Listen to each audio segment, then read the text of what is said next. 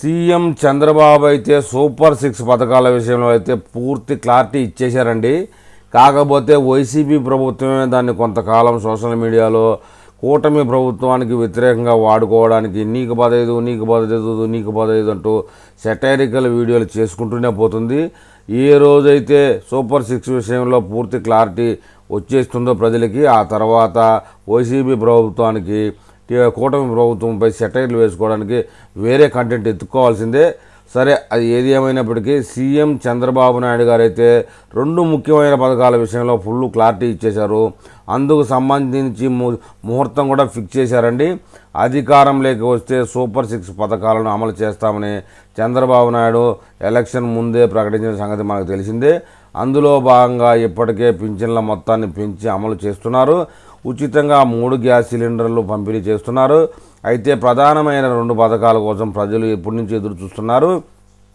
వాటి విషయంలో తాజాగా చంద్రబాబు నాయుడే నేరుగా ప్రకటన చేశారండి. రైతుల సాగు సమయానికి సంబంధించి అన్నదాత సుఖీభవ, విద్యార్థుల చదువు కోసం తల్లికి వందనం పథకాలను అమలు చేసే దిశగా తేదీలతో కూడా ప్రకటించారు చంద్రబాబు నాయుడు గారు.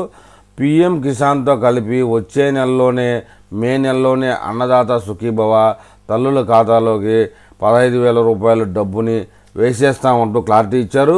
మరోవైపు విద్యా సంవత్సరం ప్రారంభం నాటికి ప్రతి విద్యార్థి తల్లి ఖాతాలో 15,000 రూపాయలు జమ చేసేందుకు ప్రభుత్వం ఆల్రెడీ బడ్జెట్ పరంగా సిద్ధంగా ఉంది. ఇది కూడా మే నెలలోనే అందించనున్నట్లుగా సీఎం చంద్రబాబు తాజాగా ప్రకటించారండి. ఇప్పటికే ఈ పథకానికి సంబంధించి బడ్జెట్లో డబ్బులు కూడా నింపి పెట్టుకొనున్నారు. గతంలో అమ్మఒడి పేరిట ఉన్న ఈ పథకానికి కూటమి ప్రభుత్వం అయితే తల్లికి వందనం అని పేరు మార్చింది. విద్యా సంవత్సరం ప్రారంభం నాటికి తల్లుల ఖాతాలో జమ చేస్తామని చెప్పింది.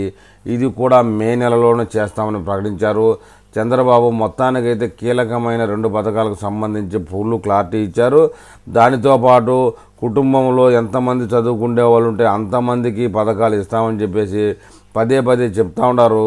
ఆ విషయంలో కూడా వైసీపీ పార్టీ గందరగోళంగా ప్రజల్ని గందరగోళపరచడం కోసం వాళ్ళకి ఇవ్వరు వీళ్ళకి ఇవ్వరు అంటూ నానా రకాలైనటువంటి బీభత్సమైన పోస్టు పెడతా ఉంది సోషల్ మీడియాలో.